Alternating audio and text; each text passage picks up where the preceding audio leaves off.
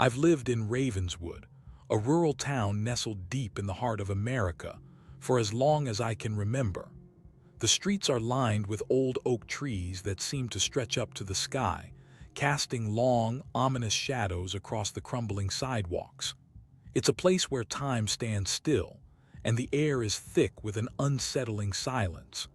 My family has always been quiet and unassuming, content with our simple life on the outskirts of town. We've got a small farm, a patchwork of fields and forests that provide for us, but also keep us separate from the world beyond our little bubble. I remember my parents talking about how they grew up in bigger towns, how they had friends and parties and all the usual trappings of teenage life. But they never stayed for long. They always seemed to be drawn back to Ravenswood, like moths to a flame. My mom would talk about the way the moonlight filtered through the trees on summer nights, casting an ethereal glow over everything. She'd tell stories about the old-timers who lived in these parts, how they'd sit on their porches for hours, watching the world go by with a mix of curiosity and suspicion. It's a feeling that's hard to describe, but there's an undercurrent of unease that permeates every aspect of our lives. We've always felt like outsiders, like we're waiting for something to happen but never quite sure what. I remember nights when the wind would pick up, rustling through the leaves and sending shivers down my spine. My parents would huddle on the couch, watching the darkness outside with a mixture of fear and fascination. They'd talk about the old legends, the stories that had been passed down through generations. Stories of strange happenings, unexplained occurrences, and an ancient presence that lurked just beyond the edge of town. I never paid much attention to it as a kid, but now, as I look back, I realize that those stories might have been more than just old wives' tales. I remember the summer before high school when the wind would carry a strange scent, decaying leaves and something else, something sweet. It was always at night when the moon was new that the whispers started. At first I thought it was just the wind playing tricks on me, but then I heard my name. I was lying in bed trying to sleep when suddenly I felt a chill run down my spine. The words were soft and raspy, like someone was speaking directly into my ear. "Emily," they whispered. I sat up, my heart racing, and listened intently. The wind carried the whisper again, this time louder and clearer. "Emily." I threw off the covers and got out of bed, looking around the dark room for any sign of movement, but there was nothing. No one was there. I went downstairs to the kitchen, hoping to find some explanation for what had happened, but my parents were asleep in their beds. The house was silent, except for the wind rustling through the trees outside. As I stood there trying to make sense of it all, I heard the whispers again. This time they were louder and more urgent. "Emily." I felt a shiver run down my spine as I realized that whoever or whatever was speaking those words knew my name, knew me.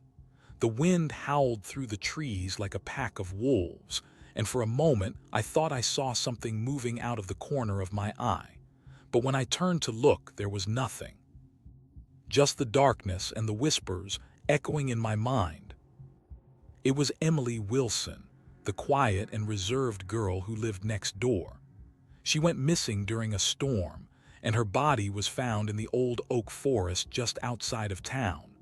The police were called, and they cordoned off the area, but there were no signs of struggle or trauma on her body, just an eerie stillness that surrounded her like a shroud. The townsfolk gathered around, their faces pale and worried, as they tried to make sense of what had happened. My parents were among them, their eyes fixed on Emily's lifeless body with a mixture of shock and horror. I remember feeling a chill run down my spine as I looked at her, wondering if this was somehow connected to the whispers in the wind. The coroner came and took her away, leaving behind only her pale skin and those unblinking eyes that seemed to stare right through us. The townsfolk began to speculate about what might have happened to Emily, Had she been taken by some stranger, or had something more sinister claimed her? But as the days passed, it became clear that nothing would ever be the same again.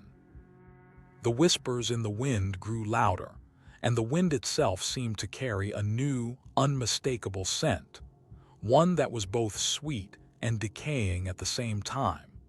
It was as if Emily's death had awakened something ancient and malevolent, something that now lurked just beyond the edge of town, waiting for its next victim. As word spread of Emily's disappearance, rumors began to circulate about the devourer.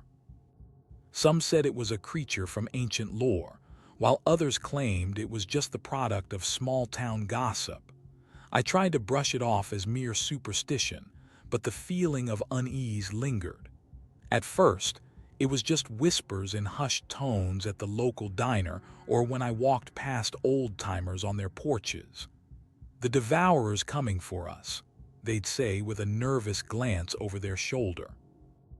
Others spoke of ancient rituals and forbidden knowledge that had awakened the devourer's hunger for human flesh. But as time went on, the stories started to take on a life of their own. Kids would dare each other to go into the old oak forest at night, hoping to catch a glimpse of the devourer's twisted form. I watched from my window as they'd huddle together in small groups, their flashlights casting eerie shadows on the trees. Some even started to leave offering small trinkets or food at the edge of town, hoping to placate the devourer and keep it at bay. But the more I listened, the more I realized that the devourer's legend was spreading like wildfire. It had become a part of our collective psyche, a monster born from our deepest fears. And as the wind carried the whispers through the streets, I couldn't shake the feeling that we were living on borrowed time. Then there was Sarah Jenkins, a local waitress who disappeared during her shift at the diner. Her body turned up a week later, with no signs of foul play or struggle. It was as if the devourer had claimed another victim, leaving us all wondering what we'd done wrong. I remember the day she went missing like it was yesterday. She had been working her usual shift at the diner, taking orders and serving coffee to the regulars. But when she failed to show up for her next shift, her coworkers started to get worried.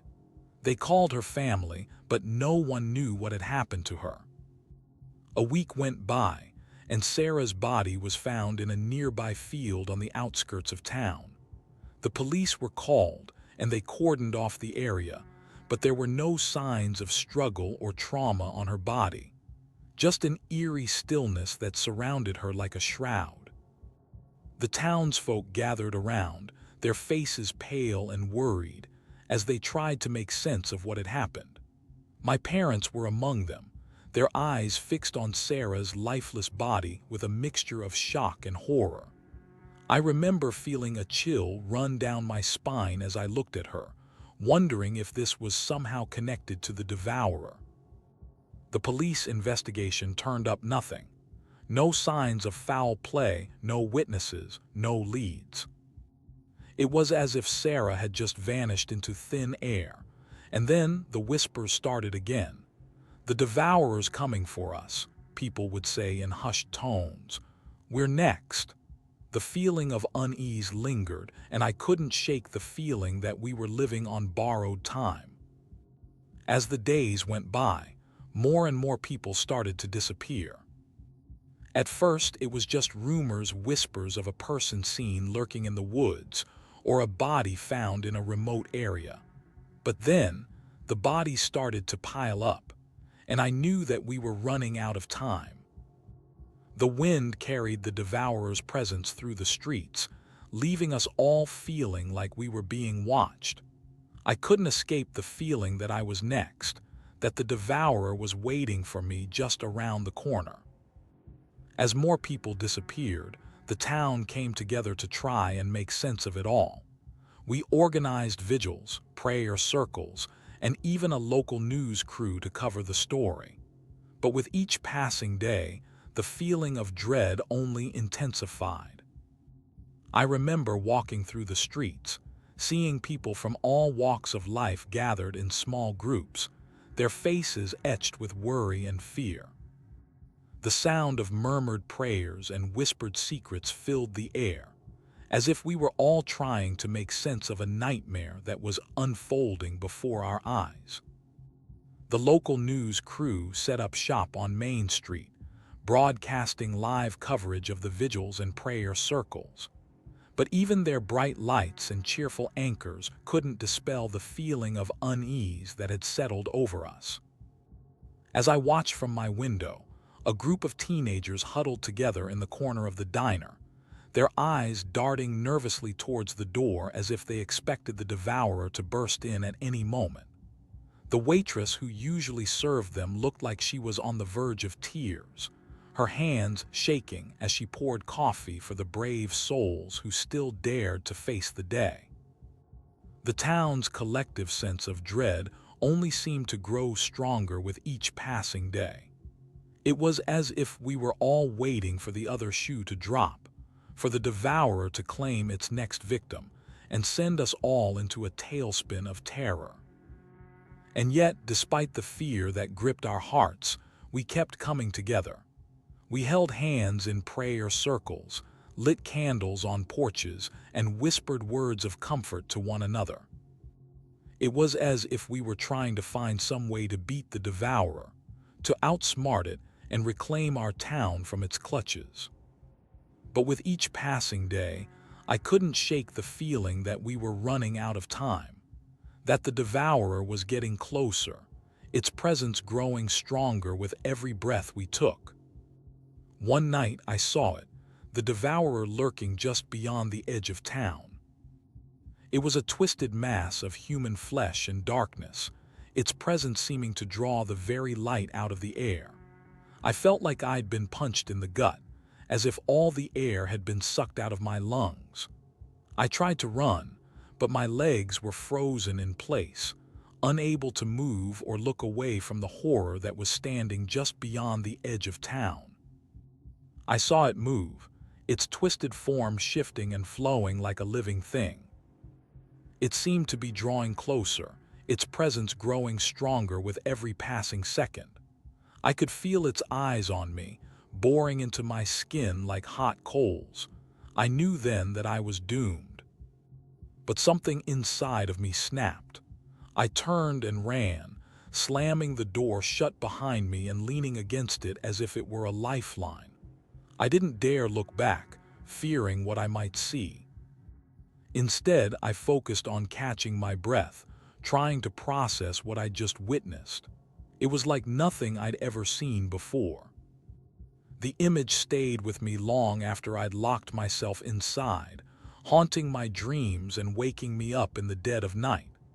I couldn't shake the feeling that the devourer was still out there, watching me, waiting for its next move. And when the sun rose the next morning, I knew that I'd never be able to look at my town or myself in the same way again. I tried to go about my day as normal, but it wasn't possible. Every creak of the floorboards made me jump. Every shadow cast by the trees seemed like a potential threat. I couldn't shake the feeling that the devourer was always just out of sight, waiting for its next victim. As the days went by, I became withdrawn and isolated. I stopped leaving my house, afraid of what I might see or experience. My family tried to reach out to me, but I pushed them away. I couldn't bear the thought of talking about what I'd seen, of sharing the horror with anyone. But even as I hid from the world, the devourer continued to haunt my every waking moment. I could feel its presence in the shadows, watching me, waiting for me to let my guard down. And when it finally did, I knew that I was doomed. As more bodies turned up, the town descended into chaos.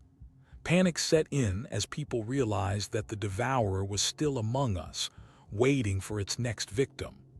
I saw neighbors turning on each other, accusing one another of being the devourer's accomplice. The streets were filled with the sound of screaming and shouting, as people frantically searched for a way to escape the clutches of the devourer. I found myself questioning my own sanity as the lines between reality and nightmare blurred. I would see things out of the corner of my eye, movement, shadows, and shapes that seemed to writhe and twist like living things. I began to wonder if I was truly seeing them, or if it was all just a product of my own fevered imagination. The town's grip on reality began to slip further and further away with each passing day. People started to turn on themselves, hoarding food and supplies, and locking themselves indoors as if they could somehow barricade themselves against the devourer's wrath. I watched in horror as a group of elderly women, who had once been the pillars of our community, became increasingly paranoid and isolated. I tried to hold on to my grip on reality, but it was slipping through my fingers like sand. I began to see visions of the devourer everywhere, in the mirror, in the shadows, even in the faces of those around me. I knew that I had to get out of town to escape the madness that was consuming everything. But where could I go? The world outside our little town seemed just as broken and twisted as we were. Every road led back to the same nightmare. Every phone call just another reminder that the devourer was always one step ahead. And then there was the voice, a low, raspy whisper that seemed to come from all around me. It spoke in riddles, telling me that I was the devourer's chosen one, that I had been born for this moment. I didn't know if it was true, but I knew that I couldn't shake off the feeling that I was being pulled towards some unknown fate. The descent into madness had begun, and there was no escape from its grasp. I decided to take matters into my own hands, sneaking out of town one night to confront the devourer. I had heard the rumors, seen the signs, and felt the presence lurking just beyond the edge of town. It was time to face whatever evil had been terrorizing us for so long. As I walked through the abandoned streets, the moon casting eerie shadows on the ground, I couldn't shake the feeling that I was being watched. Every creak of a tree branch made me jump. Every rustle of leaves sounded like footsteps coming from behind me. But I pressed on, determined to confront the devourer and put an end to its reign of terror. I had heard stories of brave hunters who had faced the creature head-on and lived to tell the tale. Maybe it was time for me to follow in their footsteps. As I turned a corner, I saw what I had been searching for, a twisted playground of human bones and decayed flesh, with an empty chair waiting for me. It looked like something out of a nightmare, as if the devourer had taken all the darkness from my own psyche and brought it to life. I approached the chair slowly, my heart pounding in my chest. What I found was not what I expected, a figure sitting in the empty chair, waiting for me. It was the devourer, its eyes glowing with an otherworldly light as it spoke in a voice that sent shivers down my spine. "Welcome home," it said. "You've been playing by the rules for so long. Now it's time to play by mine." It was then that I realized I wasn't the hunter, I was the prey. As the devourer began to move towards me, its movement slow and deliberate, I knew that I had made a terrible mistake. I tried to run, but my legs were frozen with fear. I tried to scream, but my voice was trapped in my throat. And then everything went black. I awoke to find myself back in my bed, but something felt off. My head was pounding and my mouth felt dry. I tried to sit up, but a wave of dizziness washed over me, forcing me back onto the pillow. As I lay there trying to clear my head, I noticed a faint taste lingering on my tongue, a mix of decay and something sweet. It was as if I had just consumed something rotting, yet at the same time, it was tantalizingly familiar. I tried to shake off the feeling, telling myself it was just my imagination playing tricks on me. but deep down I knew better. As I looked around my darkened room, I realized that the devourer had come for me. The shadows seemed to writhe and twist on the walls like living things. The air was thick with the stench of rot and decay, and I could feel its presence lurking just beyond the edge of my perception. I knew then that I was not safe. The devourer had taken me from my bed, but it had also left me something. A gift. A reminder of what lay in store for me if I ever crossed its path again. I sat up slowly, my heart racing with fear. I knew that I had to get out of there to escape the clutches of the devourer and its twisted games. But as I swung my legs over the side of the bed, I felt a cold, clammy hand wrap around my ankle. I tried to kick free, but it was too late. The devourer's grip was like a vice, holding me fast. And as I looked up at its face, I saw something that made my blood run cold. Its eyes were not just black holes of darkness. They were also mirrors of mine own soul.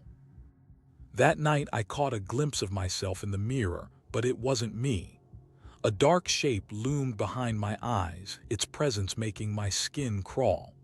I tried to blink, but it only seemed to grow larger, like a shadow cast by an unseen presence. I knew then that the devourer had taken up residence within me.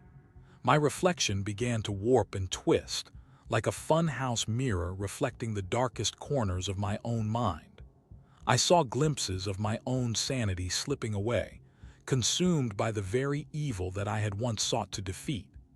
As I stared into the glass, I felt my own face begin to stretch and contort, like it was being pulled apart by an invisible force. My eyes turned black as coal and my skin took on a deathly pallor. I knew then that I was no longer in control. The devourer had taken hold of me and I was now its vessel. I felt a surge of terror as I realized that I was staring into the face of my own destruction. The mirror seemed to ripple and distort, like the surface of a pond hit by a stone. And then, suddenly, it was gone. I was left standing alone in the darkness, my heart pounding with fear. But as I looked down at my hands, I saw that they were no longer mine. They had been transformed into claws, razor-sharp and perfect for tearing flesh. I knew then that I was doomed. The devourer had taken over, and I was nothing more than a puppet on its strings. Now I'm trapped in this living nightmare, forever bound to the devourer's will. My life is a never-ending cycle of terror and despair. And as I sit here, writing these words, I can feel its presence drawing closer.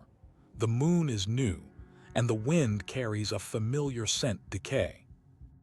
I try to remember what it's like to be human again, but it's like trying to recall a dream from a lifetime ago.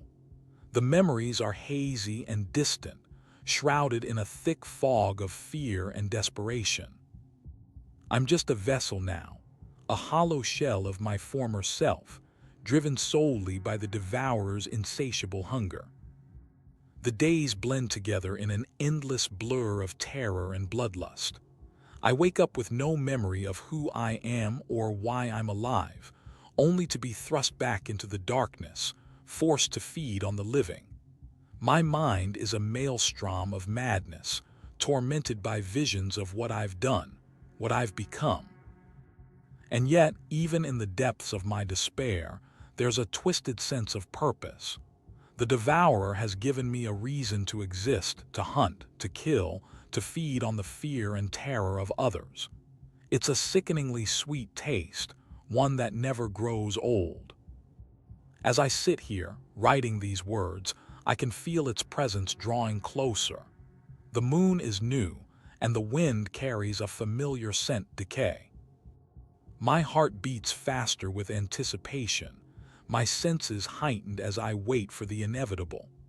It's only a matter of time before the devourer takes me again, until I'm nothing more than a shell of my former self, forever bound to its will. And so, I'll continue to write, to chronicle the horrors that I've endured, in the hope that someone, somewhere, might find these words and know what it's like to be trapped in this living nightmare. But even as I write, I can feel the Devourer's presence looming over me, its dark shadow casting a pall of fear over my every word. For in the end, there is no escape from the Devourer's eternal hunger. It will consume me, body and soul, until nothing remains but ash and bone. And so I'll keep writing until the darkness claims me whole,